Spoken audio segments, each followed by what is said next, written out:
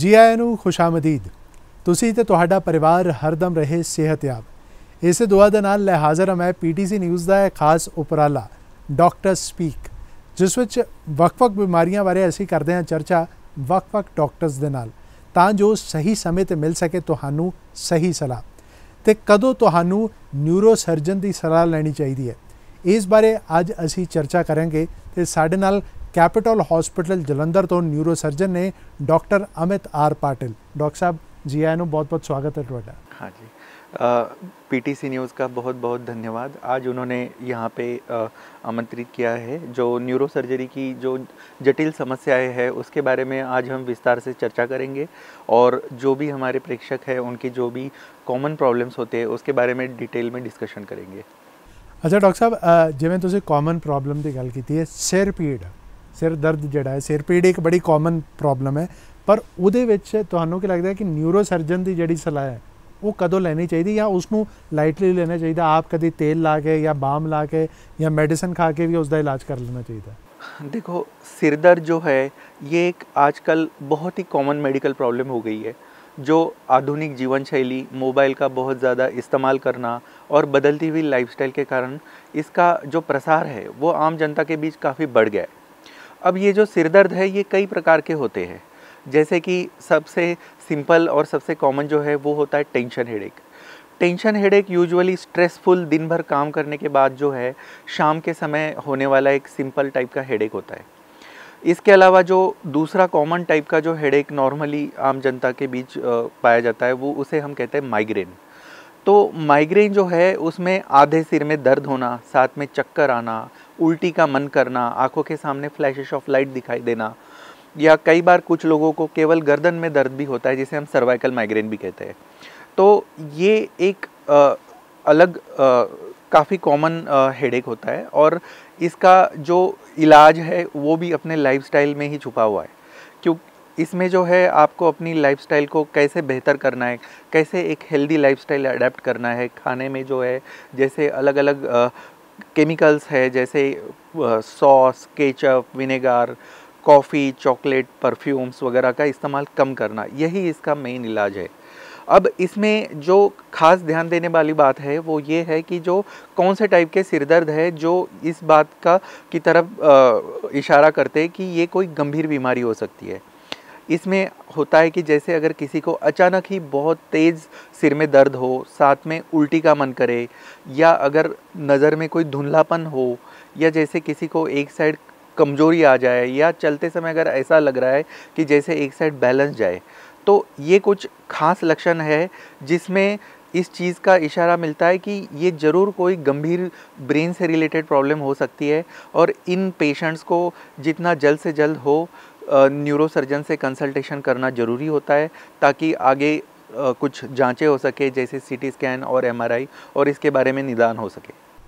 बिल्कुल डॉक्टर साहब ने जिवें जो लक्षण तुहानूं दस्से ने उहदे उत्ते ध्यान देना बहुत ज़रूरी है। हर सिर दर्द जिहड़ा वो खतरनाक साबित नहीं हो सकता, पर जो लक्षण दस्से ने जे वो तुहानूं अपने शरीर दे विच नज़र आ रहे हैं तो तुरंत जिहड़ा तुसीं वो न्यूरो सर्जन नूं संपर्क करो। इत्थे डॉक्टर साहब एक ये भी सिचुएशन हुंदी है कि एक्सीडेंट हो गया या सिर ते कोई चीज़ वज गई, उहदे नाल सिर ते सੱਟ लग गई, उदों किहड़े लक्षण ने जिस वल गौर करना बहुत ज़रूरी है, तो फिर कदों न्यूरो सर्जन को जाना चाहिए? बिल्कुल, देखो अभी सिर में जो चोट लगती है, तो किसी भी अगर व्यक्ति को सिर में चोट लग जाए तो उसके बाद सबसे ध्यान देने वाले जो लक्षण होते हैं, जैसे कि चोट लगने के बाद अगर कोई बेहोशी की हालत में चला जाता है, या जैसे कोई चीज़ें भूलने लग जाता है, या अचेत सी अवस्था में भी अगर चला जाता है।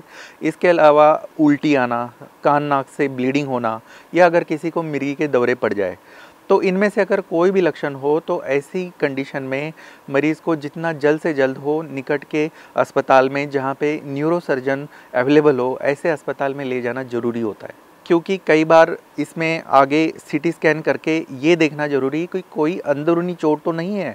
अगर अंदरूनी चोट है तो उसका जितना जल्द से जल्द इलाज चालू हो उतना जल्दी ये प्रॉब्लम कंट्रोल में आ सकती है।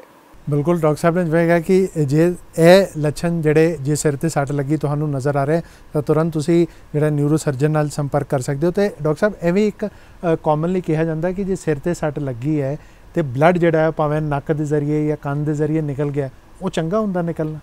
देखो, अगर किसी को भी अगर नाक से या कान से अगर ब्लीडिंग हो रही है तो ज़्यादातर इसका जो स्रोत होता है वो अंदरूनी ब्लीडिंग है, वो इंटरनल ब्लीडिंग है। तो ऐसे में ज़्यादा वक्त वेस्ट नहीं करना चाहिए और जितना जल्द से जल्द हो हॉस्पिटल पहुंचाना चाहिए। अच्छा डॉक्टर साहब, ਹੁਣ ਅੱਜ ਕੱਲ੍ਹ ਜਿਹੜਾ ਆਮ ਅਸੀਂ ਖਬਰਾਂ ਦੇ ਵਿੱਚ ਵੀ ਵੇਖ ਰਹੇ ਹਾਂ ਕਿ ਬ੍ਰੇਨ ਹੈਮਰੇਜ ਦੀ ਜਿਹੜੀ ਸਮੱਸਿਆ ਹੈ ਉਹ ਬਹੁਤ ਕਾਮਨਲੀ ਆਉਣਾ ਸ਼ੁਰੂ ਹੋ ਗਈ ਹੈ। ਪਹਿਲੇ ਤੇ ਬ੍ਰੇਨ ਹੈਮਰੇਜ ਹੁੰਦਾ ਕਿਉਂ ਹੈ ਤੇ ਫਿਰ ਕੀ ਇਸ ਨੂੰ ट्रीट भी ਕੀਤਾ जा सकता है? बिल्कुल, देखो, ब्रेन हेमरेज ये दिमाग का पड़ने वाला एक बहुत ही डेडली अटैक हैगा।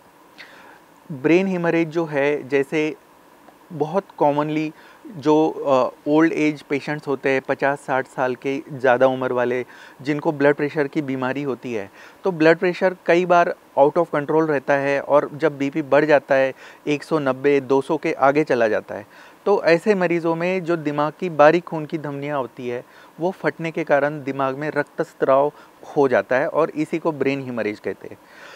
बढ़ते हुए बीपी के अलावा और भी इसके कई सारे कारण हैं, जैसे दिमाग में खून की धमनियों का गुच्छा होना या दिमाग की खून की धमनियों के अंदर कोई बलून होना जिसे हम एन्यूरिज्म कहते हैं, या खून ज़्यादा पतला होना। तो ये कई सारे कारण हैं जिसके कारण ब्रेन हेमरेज हो सकता है। अब पेशेंट को लक्षण इसमें ये दिखाई देते हैं कि अचानक सिर में बहुत तेज़ दर्द होना, उसके बाद एक साइड लकवा हो जाना या पेशेंट बेहोशी की हालत में चले जाना, साथ में उल्टी आना, कई बार मिर्गी के दौरे भी पड़ जा सकते हैं, जैसे कि हाथ पैर में झटके लगना या मुंह से झांक आना। तो इन मरीज़ों को जितना जल्द से जल्द हो हॉस्पिटल ले जाना ज़रूरी होता है, क्योंकि इसमें सबसे इम्पॉर्टेंट होता है टाइम, जड़ा गोल्डन आवर होता है। इस टाइम में जो क्लॉट शुरू में बनता है, पहले 3 घंटे में अगर ब्रेन में जो क्लॉट बनते हैं वो स्वेल करते हैं और इसी दौरान पेशेंट की हालत बिगड़ने के सबसे ज़्यादा चांसेस होते हैं। तो ऐसे पेशेंट को जल्द से जल्द किसी टर्शरी सुपर स्पेशलिटी हॉस्पिटल में शिफ्ट करवाना ज़रूरी है, सो दैट उनके ब्रेन की स्कैनिंग हो जाए और आगे उनका जो भी ट्रीटमेंट है वो स्टार्ट हो जाए।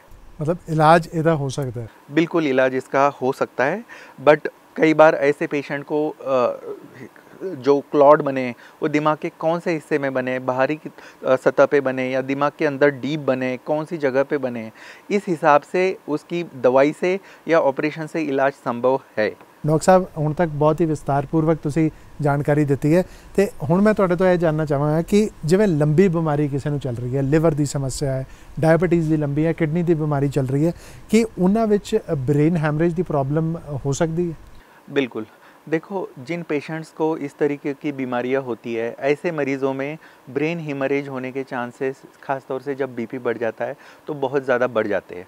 अब जैसे कि लीवर की बीमारी है जो आजकल बहुत कॉमन है, जितना ज़्यादा शराब पीने की जितनी ज़्यादा इंसिडेंस है, प्रसार है सोसाइटी में, तो उस वजह से लीवर डिसीज़ का इंसिडेंस भी उतना ही ज़्यादा बढ़ते जा रहा है। तो ये जो लीवर डिसीज़ वाले जो मरीज़ होते हैं, जो इनके अंदर खून जमाने वाले जो तत्व होते हैं जो लीवर में तैयार होते हैं, उसकी कमी होने के कारण भी दिमाग में ब्लीडिंग के चांसेस इनमें ज़्यादा होते हैं। इसके अलावा जो किडनी के बीमारी के मरीज़ होते हैं, जिनमें नॉर्मली ब्लड प्रेशर हाई रहता है दवाई देने के बावजूद भी, और ऐसे पेशेंट में प्लेटलेट्स, जिसे हम आम जनता की भाषा में सेल कहते हैं, उसकी फंक्शनिंग कम होने की वजह से ऐसे पेशेंट्स में भी ब्लीडिंग के चांसेस बहुत ज़्यादा होते हैं।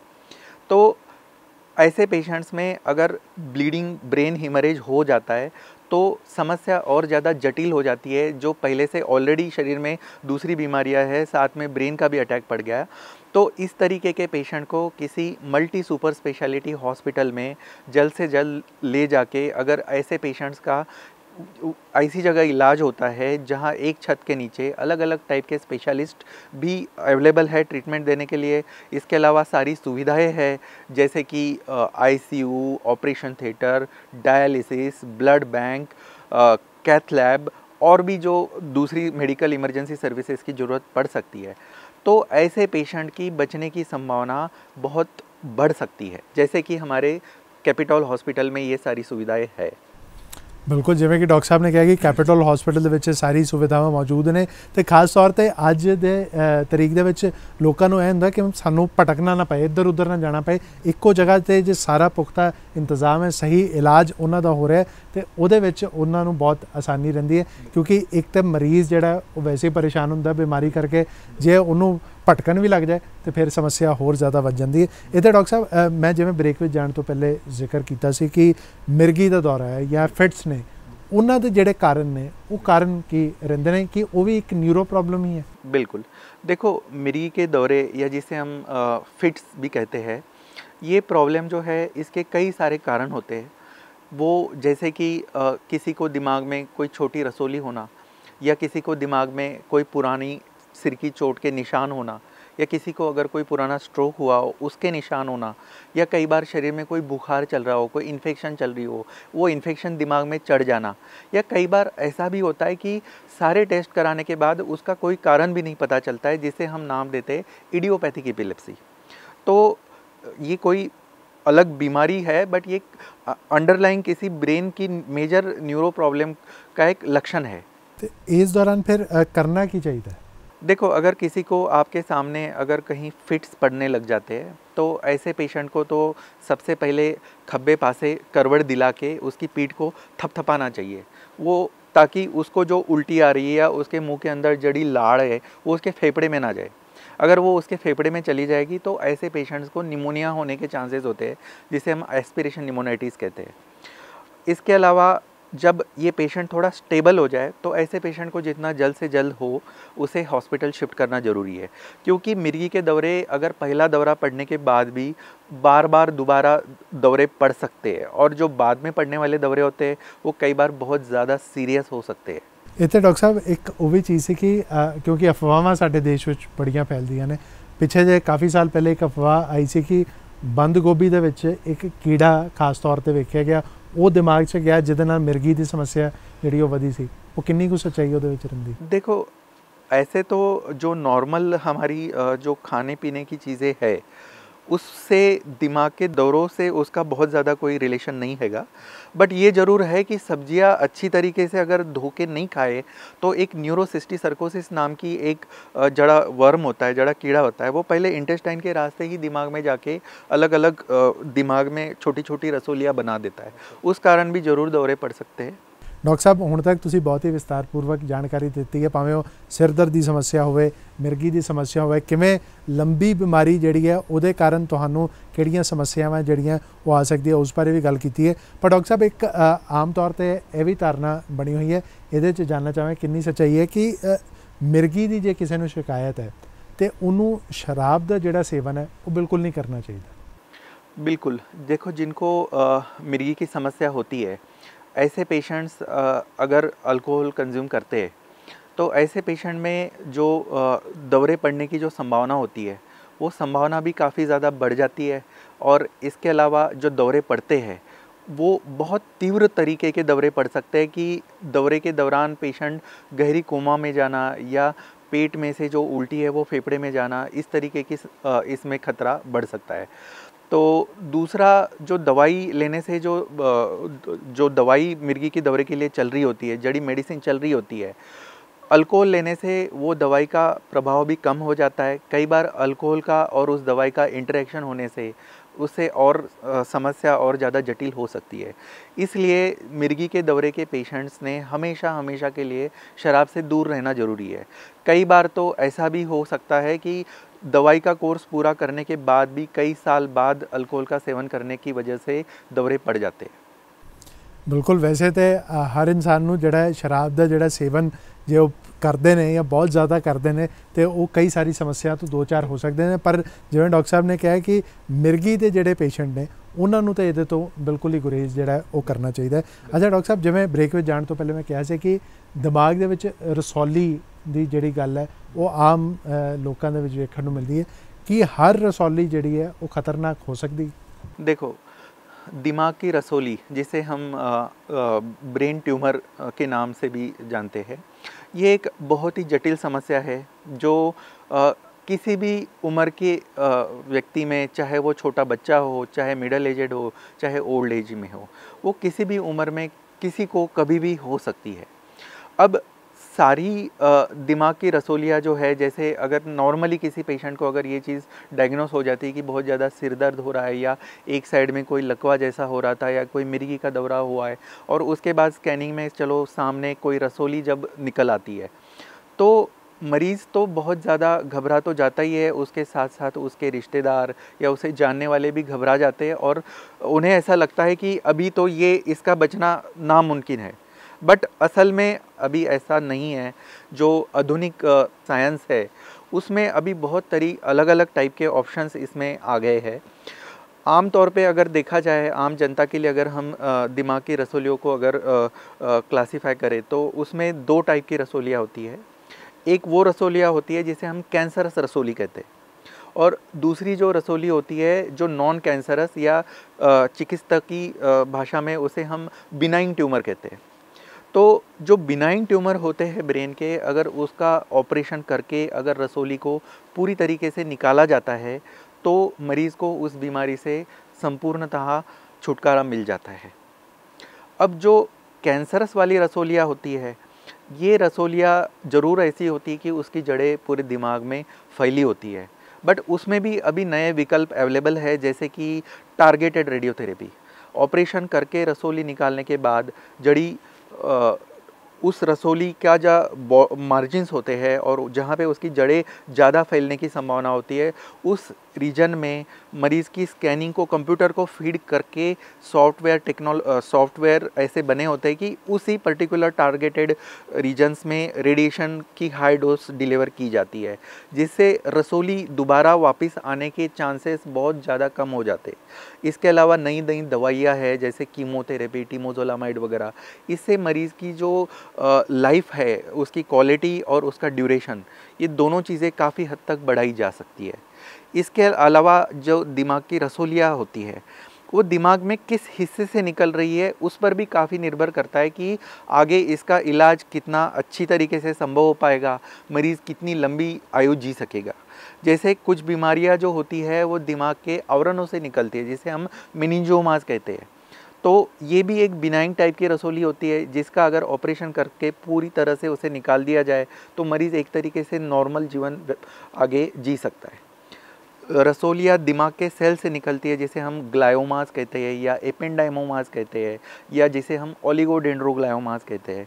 इसमें भी अभी जो है जो नई नई टेक्निक्स आई है, जैसे ऑपरेटिव माइक्रोस्कोप हो गया, जिसमें नॉर्मल आँखों से नहीं बट माइक्रोस्कोप के अंडर हर एक छोटी छोटी सूक्ष्म चीज़ भी एक बड़ी मैग्नीफाई करके दिखाई जाती है। उस टेक्निक से अगर उस रसोली का ऑपरेशन हो जाए, या जैसे नई टेक्निक है जिसे हम कहते हैं न्यूरो नेविगेशन। इस न्यूरो नेविगेशन के अंदर ऑपरेशन के दौरान कंप्यूटर का इस्तेमाल किया जाता है। जड़ी रसोली की जो MRI इमेजेस है वो कंप्यूटर में फीड की जाती है और ड्यूरिंग सर्जरी उस चीज़ का रसोली निकालने के लिए उस डाटा का, उस टेक्नोलॉजी का इस्तेमाल किया जाता है। तो ये काफ़ी एडवांसमेंट है ब्रेन की सर्जरी में, जो अभी जो पहले जिस तरीके से मरीज़ों का हाल होते थे कि चलो ब्रेन ट्यूमर हो गया जी, चलो तो कुछ महीनों तक ही उसका टाइम निकल जाता था, तो अभी चीज़ें कम्प्लीटली चेंज हो गई है। इसीलिए जो नया मेडिकल साइंस है उसमें लाइफ एक्सपेक्टेंसी काफ़ी बढ़ गई है कैंसर के मामले में।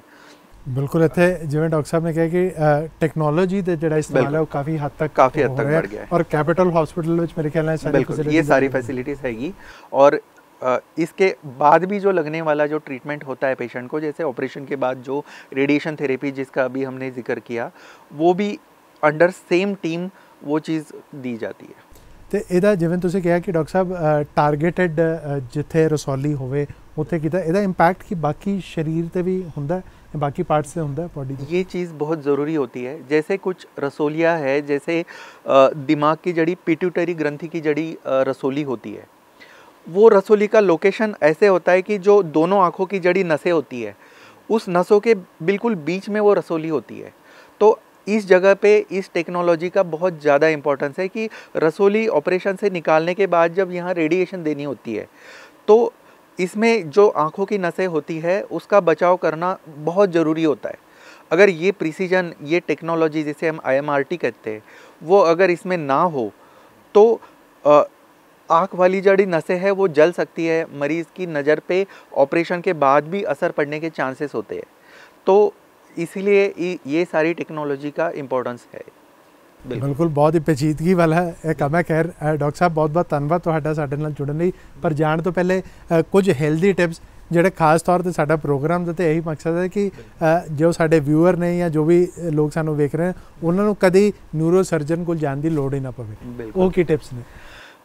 देखो नॉर्मली तो अगर कोई भी अगर लक्षण हो, अगर हम ऐसी चीज़ ऑब्ज़र्व करते हैं जैसे कि जो मैंने बताया सिर दर्द से संबंधित हो गया या मिर्गी के दौरे से संबंधित हो गया, या किसी को अगर बीपी बढ़ने के कारण अगर कोई भी चाहे समस्या हल्की भी हो, या किसी को कोई हल्का भी अगर मिर्गी का दौरा पड़ जाए, तो इट इज़ ऑलवेज सेफ़र कि आप एज़ अर्ली एज़ पॉसिबल उस समस्या का इवैल्यूएशन कर लो, जांच कर लो और एक्सपर्ट डॉक्टर से कंसल्टेशन कर लो और उसका आगे इन्वेस्टिगेशन कर लो।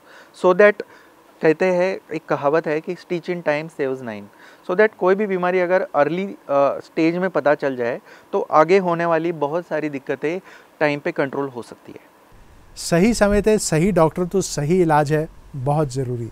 इसलिए तुसी अपना ते अपनिਆਂ ਦਾ ਧਿਆਨ ਚੰਗੀ ਤਰ੍ਹਾਂ ਰੱਖਿਓ। ਫਿਲਹਾਲ ਦਿਓ ਇਜਾਜ਼ਤ, ਰੱਬ ਰਾਖਾ।